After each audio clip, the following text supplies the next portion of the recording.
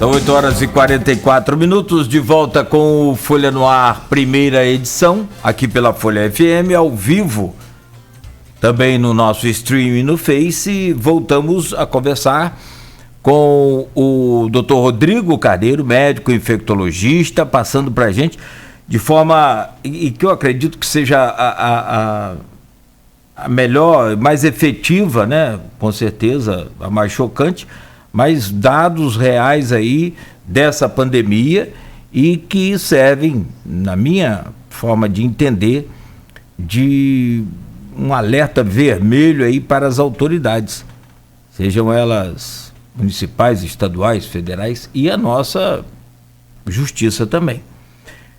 Aloysio, voltamos com você. Mas eu confesso, eu estava falando aqui, e tenho acompanhado isso bem de perto. Eu tive a oportunidade de noticiar a primeira mão a morte do Hudson, infelizmente, o primeiro morto nosso, 11 de maio. A morte de Fabinho Tracosta, a morte de Gilviana, a morte de João Peixoto, a morte do meu querido e inesquecível amigo, um irmão mais velho, Macomo Salem, colega de Rodrigo, né, Oswaldão, enfim. E fiz analogia aqui no esporte que eu pratiquei do boxe, né, que realmente o que o Rodrigo falou ali no final, e por confiar na contundência da afirmação do que o Rodrigo está falando, e ter ele na conta profissional muito sério, e não só isso, um cara capaz de fazer ponte entre outras áreas de conhecimento, eu estou até agora meio anestesiado, né, e confesso, com medo. Só que diferente da analogia que eu fiz com boxe, no boxe você cai e pode se levantar. Quem cair, nesse caso, não se levanta mais. Isso é o mais chocante, né? E não são números, são vidas, são histórias, como a minha, como a de Rodrigo, como a sua, Cláudio, como a do ouvinte e do telespectador. A vontade que dá sentar no meio e chorar. Mas, enfim, temos que tocar o barco. Rodrigo, falamos aqui, você citou o exemplo de Niterói concordo contigo, é um exemplo a ser seguido, embora Niterói esteja, como Maricá, nadando em recursos dos royalties que nós tivemos há 10 anos e não temos mais. Mas concordo, o Rodrigo disse aqui, apesar de noticiar aí as acusações de corrupção, é um administrador muito eficiente, tanto que, como já disse também, elegeu com mais de 60% o seu sucessor no primeiro turno. Mas, usando aqui os exemplos mais próximos, temos Macaé, que no dia 11 anunciou que firmou o termo de compromisso para a compra de vacinas, com Butantan, Coronavac, Quissamã, no dia 15, e ontem, após a cobrança do Cristiano Abreu Barbosa, o anúncio do prefeito eleito Vladimir Garotinho. Queria que você analisasse isso e como isso pode, de certa maneira, mitigar esse quadro aterrador, que não vou dizer que você está pintando, porque que os números estão apresentando. Sim, são os números. Nós voltamos a ter 900 mortes diárias no país. Em Campos estão morrendo 3, 4 pessoas todo dia já há vários dias. Então, os números estão aí para quem quiser ver. Com relação à vacina, antes tarde do que nunca, né? Já era para a gente ter uma previsão de compra da vacina, de preferência. O ideal seria se fosse feito antes do governo atual acabar, para a gente já entrar no próximo governo com essa intenção de compra. E eu espero que no dia 2 de janeiro o eleito ele já esteja com isso tudo pronto para assinar o contrato de compra e o mais rápido possível a vacina chegue. Se a gente for depender do governo federal, do Ministério da Saúde, do governo do Estado, a gente só vai vacinar lá para fevereiro, março. Então a gente tem que tentar adiantar, né, essa vacina. E aí é uma opinião pessoal. Campos foi abandonada pelo governo estadual durante a pandemia, completamente abandonada. A prefeitura teve que se virar sozinha. O governo federal também, a gente consegue alguns leitos de recursos, que é muito pouco. O governo federal contratou alguns leitos de CTI, mas é pouco para uma cidade do tamanho de Campos, né, com mais de 500 mil habitantes, e que atende ainda cidades ao redor. Então, a gente tem que vacinar e a gente tem que fazer o isolamento. Então, quando eu digo que falta leito, é porque falta leito. A gente está lotada. A gente está tendo que ir internando os pacientes nos locais que não são os ideais para essa internação. Eles não são os hospitais, eles não são os locais de referência para doenças transmissíveis, e nós estamos tendo que internar os pacientes nesses locais. Então, para a população de Campos e região, tomem cuidado, não aglomerem, higienizem as mãos, usem máscara, e vamos torcer para essa vacina chegar logo. Tem aqui uma pergunta de um ouvinte, acho que desde que começou o programa lá em 28 de março de 2019, o Maurício Furel Batista, o nosso telespectador mais assíduo, ouvinte mais assíduo. Ele pergunta aqui: doutor, infelizmente, a maioria dos negacionistas não irá tomar vacina conforme a orientação do presidente, salvo se a justiça determinar. Enfim, pergunto: as pessoas vacinadas tendem a se reinfectar por essa minoria não vacinada e sem empatia?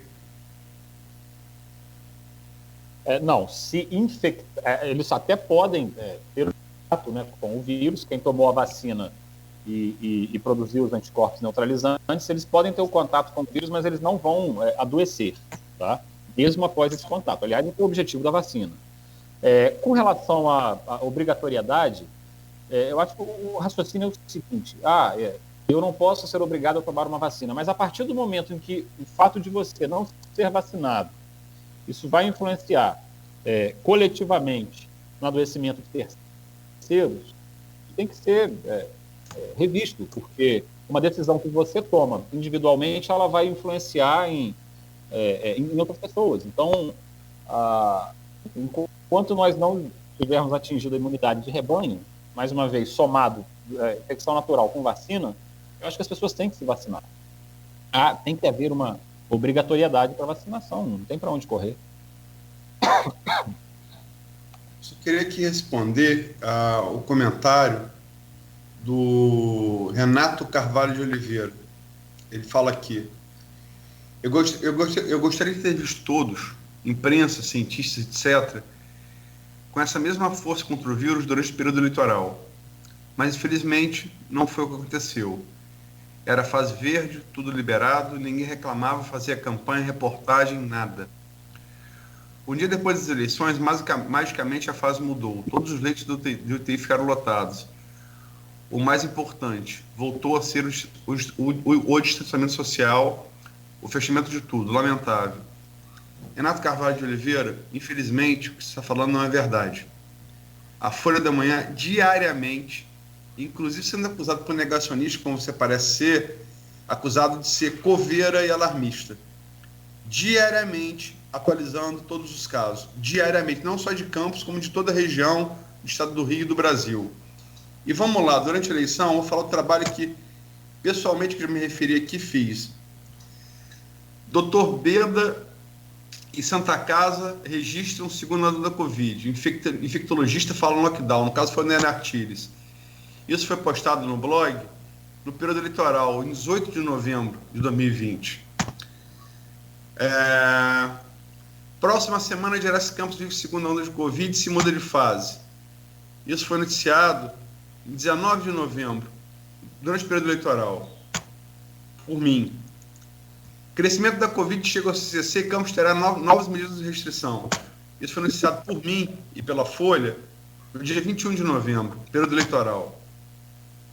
Crescimento da Covid deve esperar a eleição para medidas de restrição. Isso foi noticiado por mim e pela Folha no dia 23 de novembro, período eleitoral. Covid E aí esse alerta foi dado pelo próprio Rodrigo. Necessidade de retorno imediato à medida de isolamento. Isso foi publicado por mim no dia 24 de novembro, durante o período eleitoral. Então, eu acho que, estou citando aqui, somente a matéria que eu fiz, eu por isso puxar aqui dezenas e centenas que a Folha e todos os órgãos de mídia responsáveis do Brasil e de campos do Brasil fizeram diariamente. Então, não é verdade, desculpe, mas não é verdade. Pode acrescentar aí, Aloysio? Pode não. Se você permite, com licença, Dr. Nélio Artiles, companheiro também de profissão do Dr. Rodrigo, esteve aqui no dia 4 de dezembro, também logo do início do mês, fazendo o que ele já vinha fazendo também antes do período eleitoral também, informando a gente com tudo. Não, inclusive o Nélio foi, nessas matérias que tem, o Nélio está ouvido. Foi o Nélio que falou primeiro que eu ouvi e que, por responsabilidade de comunicação social, dei eco. Ele falou que era necessário. Aqui, doutor Beto está casa registro segunda onda de Covid, infectologista fala lockdown. Foi o doutor Nélio que falou, em 18 de novembro, durante o período eleitoral. E necessidade de retorno, estou falando aspas do Rodrigo, necessidade de retorno imediato a medidas de isolamento, no dia 24 de novembro, período eleitoral. Então não dá para tapar o sol com a peneira, né? Até porque, nesse caso, a radiação ultravioleta tá matando gente. E não era fase verde, era fase amarela. A Folha antecipou isso, ouvindo o Rodrigo, ouvindo o Nélio, ouvindo B da Santa Casa, ouvindo a André Moreira, né, cobrando para que isso fosse feito. E todos esses postagens foram manchetes da Folha da Manhã. Então, enfim. Mas, Rodrigo, estamos já dia 17 de dezembro. Sem dúvida, a eleição, vou repetir, ela foi um dos fatores que fizeram convívio, né, da eleição, que fizeram voltar aqui em Campos e no Brasil essa explosão de novos casos. Estamos agora, o comércio aberto 24 horas, para tentar diluir a aglomeração. Mas o que a gente vê das fotos nas ruas são aglomerações de pessoas no centro da cidade. Nós temos aí as festas de Natal e de final de ano. Vou perguntar alguma coisa, uma alternativa à previsão, a Rodrigo, alternativa à previsão de Rodrigo. Ao que possa ser feito, o quê?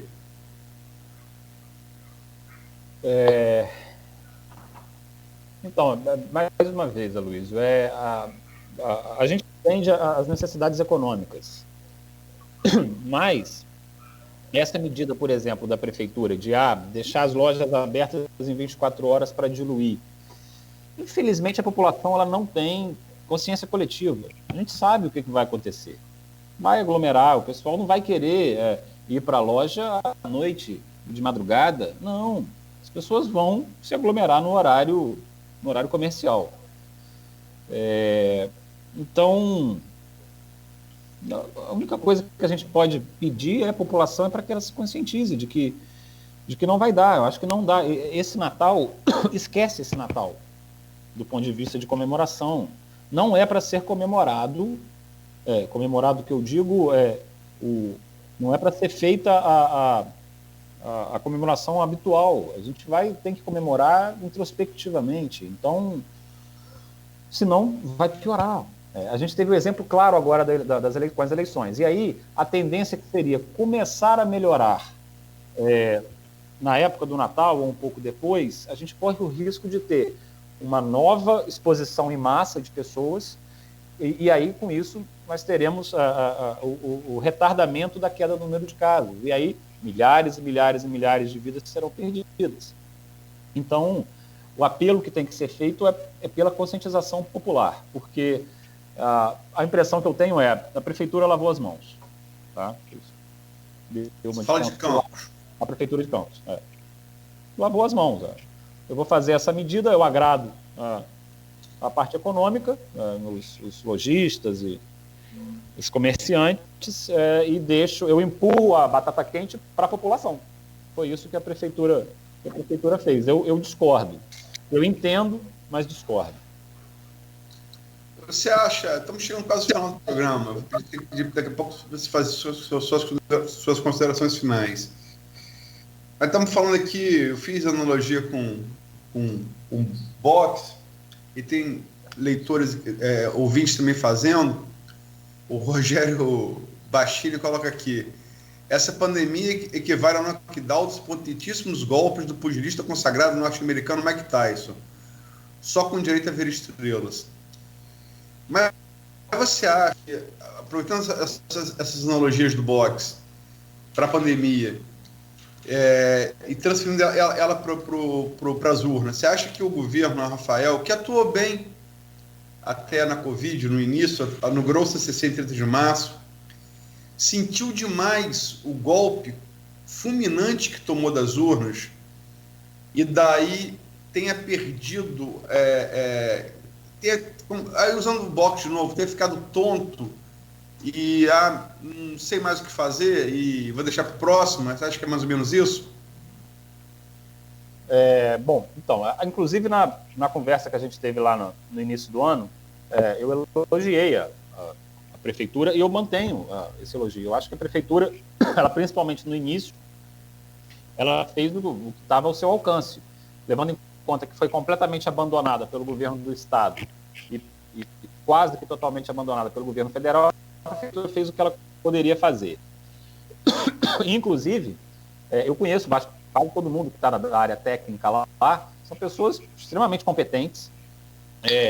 A parte de epidemiologia, o Brasil, historicamente, ele não investe na parte epidemiológica. Campos, é óbvio, não é diferente, investe muito menos do que deveria. Então, os nossos números eles não são totalmente confiáveis, a despeito da qualidade das pessoas que estão lá. Agora, o fato a prefeitura ela cedeu mais do que deveria aos interesses econômicos da cidade, de segmentos, principalmente vinculados à parte econômica. E faltou força. Eu acho que é aquela história, se o prefeito, ele saindo, ao apagar das luzes, ele ainda tomasse uma medida mais impopular, que é fase vermelha, lockdown, é isso que a gente necessita. Aí seria a que ele interpreta, talvez, como uma pá de cal na carreira política dele. Acho que a história vai julgar, né? Nós campistas, daqui a alguns anos, poderemos julgar se foi o correto ou não. Eu acho que um grande estadista, ele deveria fazer o que é o correto, o que a ciência manda. Eu tenho certeza que a área técnica dele falou que tecnicamente o correto a fazer é retroagir, é fazer o distanciamento social. Tenho certeza disso. Você fala André Moreira, Eduardo Shimoda, né? Exato. Eu não conversei com eles, né, mas eu tenho certeza, conhecendo os professores, foi orientado ao prefeito. Eu estou perguntando porque amanhã vai estar aqui o prefeito e eu vou retransmitir essas suas análises a ele, né? Mas, Rodrigo, são 9h03, ultrapassamos aqui o final do programa. Dá para... Você me permite, Luiz, fazer só uma pergunta? Lógico. Entregar a chave hoje ao senhor, doutor, e a pasta da Secretaria de Saúde, da Prefeitura, qual a primeira medida, o que o senhor faria hoje para começar a gente a reverter essa notícia que o senhor passa para a gente, essas informações que o senhor passou para a gente de um janeiro sombrio? Eu faria duas coisas. A primeira, eu ligaria imediatamente no Instituto Butantan, veria a disponibilidade mais rápida de vacinas. E a segunda, eu iria retroagir na forma de distanciamento social da cidade. Isso seria o de imediato. E a médio prazo, mas aí a gente tem que ter conhecimento da situação econômica, reformar minimamente, né, os hospitais da cidade para poder receber os que já estão internados. Então, de imediato seria isso que eu faria. Rodrigo, é sempre um prazer falar contigo.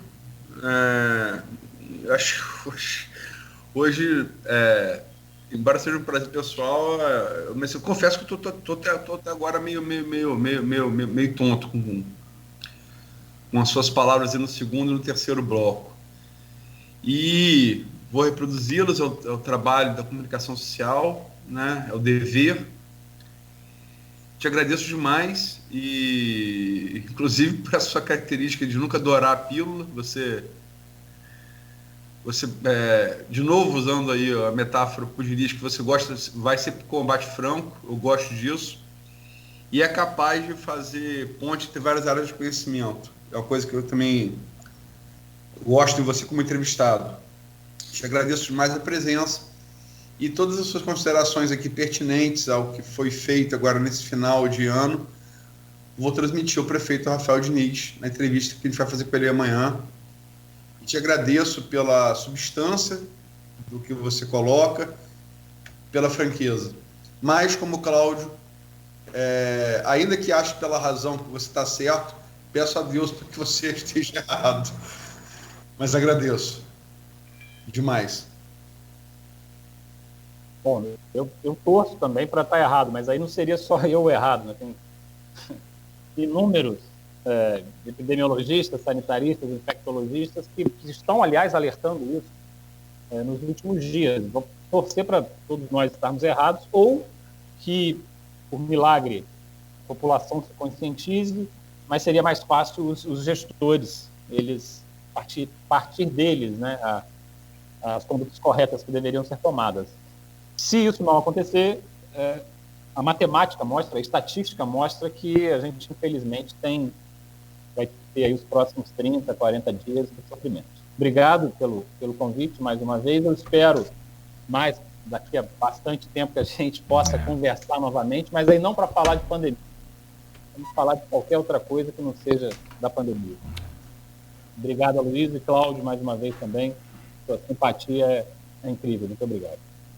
Obrigado, querido. Nós aqui agradecemos aí a simpatia e agradecemos também, como o Luiz disse bem, a forma franca que o senhor transmite as informações e sem linguajar técnico, o que facilita muito para toda a população, para todos os ouvintes, para todos os seguidores aqui da página, leitores também do portal Folha 1, enfim, né, aqueles que acompanham aí as informações claras e transparentes aqui do Grupo Folha. Muito obrigado aí pela participação do senhor, engrandece demais, é aquilo, né, que a Luiz disse, eu reforço, apesar de entristecer, de preocupar, mas tem um valor, na minha opinião, fantástico, que, como eu disse, serve de alerta aí, né, uma cutucada forte nas autoridades para que elas tomem as medidas necessárias.